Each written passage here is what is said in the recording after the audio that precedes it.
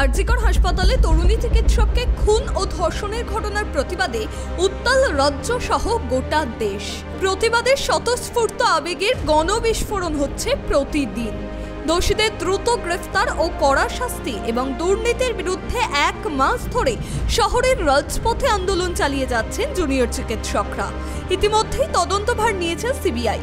প্রাক্তন অধ্যক্ষ সন্দীপ ঘোষ ও এক সিভিক ভলেন্টিয়ার গ্রেফতার হয়েছে। দুর্নীতির জাল যে অনেকটাই গভীরে তা জলের মতো পরিষ্কার। সন্দীপ ঘনিষ্ঠ একাধিক ব্যক্তিকে জেরা করার পাশাপাশি বিভিন্ন জায়গায় তল্লাশি অভিযান চালাচ্ছে কেন্দ্রীয় তদন্তকারী সংস্থারা। চিকিৎসকদের টানা আন্দোলনের জেরে রাজ্যের হাসপাতালগুলির রোগী পরিষেবা ব্যাহত হচ্ছে বলেই বারবার দাবি তুলেছে রাজ্য। সুপ্রিম কোর্টের শুনানিতে রাজ্যের আইনজীবী কপিল সিব্বল দাবি করেন 23 জনেরও বেশি মানুষের বিনা চিকিৎসায় মৃত্যু হয়েছে।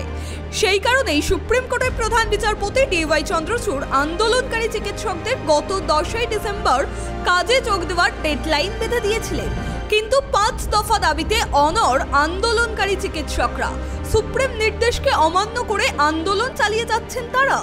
জটিলাবস্থা কাটাতে মুখ্যমন্ত্রী মমতা বন্দ্যোপাধ্যায় খোলা মনে নবান্নে আলোচনার প্রস্তাব দিয়েছিলেন, কিন্তু লাইভ স্ট্রিমিং এর দাবিতে অনড় থাকায় চিকিৎসকরা সেই মিটিংয়ে যোগ দেননি।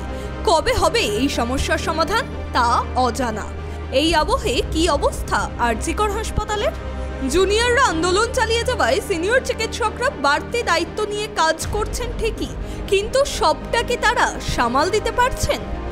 ওপিডির সামনে রোগীদের লম্বা লাইন। রোগীরা চিকিৎসক ও নার্সদের ঠিকমতো পরিষেবা পাচ্ছেন না বলেও অভিযোগ করছেন। তবুও স্বজন হারানো রোগীর পরিবার চোখে জল নিয়েও চিকিৎসকদের এই আন্দোলনকে সমর্থনও করেছে। তাদের একটাই দাবি, রোগীদের পরিষেবা ঠিকমতো দিয়ে আন্দোলন চলুক, পাশাপাশি এবং দ্রুত এই অচলাবস্থা কাটিয়ে চিকিৎসকরা আবার কাজে ফিরুক।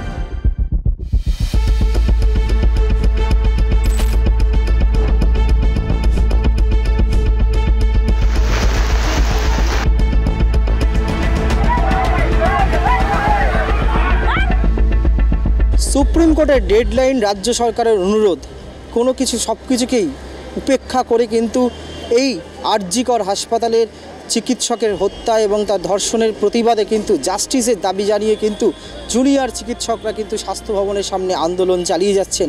যে আন্দোলনের আঁচ কিন্তু রাজ্যের গণ্ডি পেরিয়ে, দেশের গণ্ডি পেরিয়ে গোটা বিশ্বে ছড়িয়ে পড়েছে। সেই হাসপাতালে রোগী পরিষেবা কতটা চলছে? কেননা সুপ্রিম কোর্টে আমরা দেখেছি রাজ্যের আইনজীবী দাবি করেছেন যে আরজিকর হাসপাতালে এই জুনিয়র চিকিৎসকদের আন্দোলনের জন্য রোগীদের পরিষেবা, চিকিৎসা পরিষেবা ব্যাহত হচ্ছেন এবং আরও প্রশ্ন উঠেছে। ফলে সত্যিই কি রোগী পরিষেবা ব্যাহত হয়েছে? সত্যি কি আন্দোলনকারী চিকিৎসকদের এই টানা ধর্ণা আন্দোলনের জন্য পরিষেবায় কোথাও ব্যাঘাত ঘটেছে? তারই সুযোগ সন্ধান করতে আমরা চলে এসেছি আজকে আরজিকর হাসপাতালে।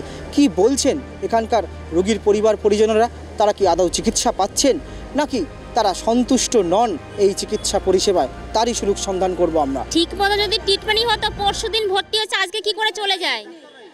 পরশুদিন যদি ভর্তি হয় আজকে কি করে চলে যাবে? যদি ট্রিটমেন্ট যদি ঠিক মতন পাই হয়, একটাই সিরিয়াস পেশেন্ট আসলে তার তো পরপর ডাক্তার চেক আপ করার দরকার। কোন সময় কি লাগবে? আমার দাদা বৌদি কন্টিনিউ ওখানে ছিল, তাহলে পেশেন্টটা চলে যায় কি? সকালেও কথা বলেছে, বললে আমার দাদা বলেছে আমার বাচ্চার এরকম চ্যালেঞ্জটা খুলে গেছে, লাগিয়ে দাও, ও ডাক্তার আসবে, ডাক্তার বুঝবে। এই জিনিসটা তো ঠিক করেনি, না আসেনি। তারপর অনেক পরে এসছে, 11টা না কখন যেন এসছে, তখন ডাক্তার এসে বলে আর নেই, মুখ দিয়ে গেজা বেরিয়ে গেছে, আর নেই। তাহলে এটা মানা যায়? আন্দোলনকে সমর্থন করবো না কেন? যে এখানে একটা রুগী পেশেন্ট, যেরকম আমরা এসছি, একটা মানুষকে, আমরা তো সিরিয়াস খারাপ অবস্থা হলে তো আসি এখানে, মানুষ তো সুস্থ হওয়ার জন্যই আসে, টাকার দিকে তাকায় না। তাহলে সেই সুস্থটা যদি না হবে তাহলে তো আমরা তো আসতে হবে। তাহলে যেখানে যদি ভালো না হয় তাহলে সেখানে এসে কি হবে? একবারই ডাক্তার দেখে গেছে, না না না কোনো পরিষেবা ঠিকঠাক দিচ্ছে না। অভিযোগ একটাই যে ওনারা ভয় পাচ্ছেন, পেশেন্ট দেখছেন, ওনারা ভয় পাচ্ছেন। রাত্রে যদি কেউ কিছু বলেন, বাড়ির লোকেরা যদি কিছু বলেন, ওই জন্য ভয়ে ভয়ে ওনারা এসে পেশেন্টদের দেখে যাচ্ছে। যে বাঁচলেও মরলেও। ভগবানের পরে দ্বিতীয় জায়গাটা হচ্ছে ডাক্তারের, সেই জায়গায় ভরসা আমরা পাচ্ছি না। চিকিৎসাটাও ঠিকঠাক চলুক, নাহলে মানুষ বাঁচবে কি করে? তাহলে তো আমরা করব, আন্দোলন করব, তবে তো কি আমরা সফল হব, তবেই তো আমরা পাবো। না কেউ ভর্তি নেই, আমি নিজেই পেশেন্ট, আমার ক্যান্সার। হ্যাঁ, তাকে এখন তো এইসবের জন্য সব বন্ধ। আচ্ছা হচ্ছে, ডাক্তাররা চিকিৎসা করছে, ওই ঠেলা মারা মতো কোনো কিন্তু বাবা ভালো যে একটা যে ওষুধ লিখিয়ে দিই কি কিছু সেসব কিচ্ছু দিলেন না। এই যে এখানে যে ঘটনা ঘটেছে আরজি করে জুনিয়র ডাক্তাররা আন্দোলন করছে, যে ঘটনা ঘটেছে সেই আন্দোলনকে আপনি সমর্থন করেন? হ্যাঁ বাবা সমর্থন করি, কেন করব না, 100বার করি। কি চাইছেন? আমি চাইছি যে তাড়াতাড়ি সমস্যাটা মিটে যাক, ডাক্তারবাবুরা ফিরে আসুক, এটাই চাই। আপনি এই আরজি কর হাসপাতালে এসেছেন কি কারণে এসেছেন? আমার মায়ের ক্যান্সার হয়েছে, ডাক্তার দেখাতে। ডাক্তাররা দেখছেন, চিকিৎসা হ্যাঁ করছেন? হ্যাঁ হ্যাঁ দেখছি। কি চাই এখানে সব চিকিৎসা ডাক্তাররা ঠিকমতো চিকিৎসা করছে? হ্যাঁ সবই করছে, অনেক দিন থেকে আসছি, সবই ঠিক আছে, কোনো অসুবিধা না হচ্ছে অসুবিধা নেই, সবই বলে দেয়, জিজ্ঞেস করলেও পাশের লোকও বলে। এই যে আন্দোলন হচ্ছে এই হচ্ছে তার জন্য কোনো আপনাদের পরিষেবায় কোনো ব্যাঘাত হয়নি? না ওটাও কোনো অসুবিধা হয়নি আমাদের। যে অভিযোগ সুপ্রিম কোর্টে রাজ্যের পক্ষ থেকে করা হয়েছে যে এই জুনিয়র চিকিৎসকরা এই নির্যাতিতা চিকিৎসকের জাস্টিসের দাবিতে টানা 1 মাস ধরে যে আন্দোলন চালিয়ে যাচ্ছেন, যে কর্মবিরতি তারা চালিয়ে যাচ্ছেন, তার জন্য চিকিৎসা পরিষেবা ব্যাহত হচ্ছে, একাধিক রোগী মারা যাচ্ছে। আদৌ কি সত্যি?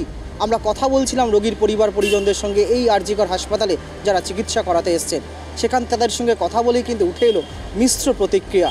অনেকেই কিন্তু এখনও অভিযোগ করছেন যে সিনিয়র ডাক্তাররা চিকিৎসা করছেন, তাদের ঠিকমতো পরিষেবা পাওয়া যাচ্ছে না, নার্সদের ঠিকমতো পরিষেবা পাওয়া যাচ্ছে না, রোগীর মৃত্যু হচ্ছে। আবার অনেকে কিন্তু বলছেন যে চিকিৎসা পরিষেবা কিন্তু যথেষ্ট মসৃণভাবে চলছে, ওপিডিতে এমার্জেন্সিতে সিনিয়র চিকিৎসকরা তারা দায়িত্ব নিয়ে কাজ করছেন। পাশাপাশি কিন্তু তার আন্দোলনকারী চিকিৎসকদের কিন্তু সমর্থনও করছেন এই আন্দোলনকে রোগীর পরিবার পরিজনরা।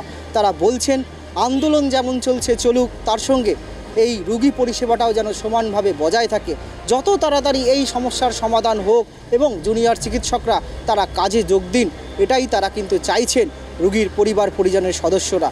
এবং তবে তারা আরও একটা অভিযোগ করছেন, যেহেতু গোটা একার হাতে সিনিয়র চিকিৎসকরা চিকিৎসা পরিষেবা দিচ্ছেন, ওপিডিতে বসছেন, সেই কারণে এই পরিষেবা একটু দেরি হচ্ছে। কেননা জুনিয়র চিকিৎসকদের সঙ্গে থাকেন কিন্তু প্রত্যেকটি সিনিয়র চিকিৎসকদের সঙ্গে, ফলে তারা কিন্তু প্রত্যেকটা রোগীর মেডিকেল হিস্ট্রি তৈরি করেন, তারপর তারা পাঠান সিনিয়র ডক্টরদের কাছে।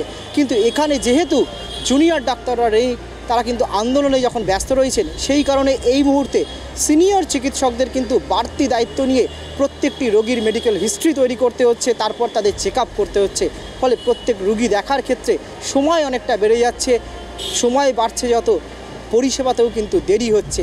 তবে রোগীর পরিবার পরিজনরা কিন্তু এই জুনিয়র চিকিৎসকদের যে আন্দোলন, সেই আন্দোলনকে কিন্তু তারা সমর্থন করছেন, তার বিরোধী তারা নন। তারা বলছেন যে আন্দোলন চলছে চলুক, চিকিৎসা পরিষেবা রোগী পরিষেবাও কিন্তু বজায় থাকুক এবং যত দ্রুত সম্ভব এই যে নির্যাতিতা তরুণী চিকিৎসক তার জাস্টিস হোক এবং সমস্যার সমাধান হোক এবং জুনিয়র চিকিৎসকরা আবার তারা কাজে ফিরে আসুক খুব দ্রুত। ক্যামেরায় স্বপন রায়ের সঙ্গে রিমিক মাঝির রিপোর্ট, ট্রাইব টিভি বাংলা, আরজি কর, কলকাতা।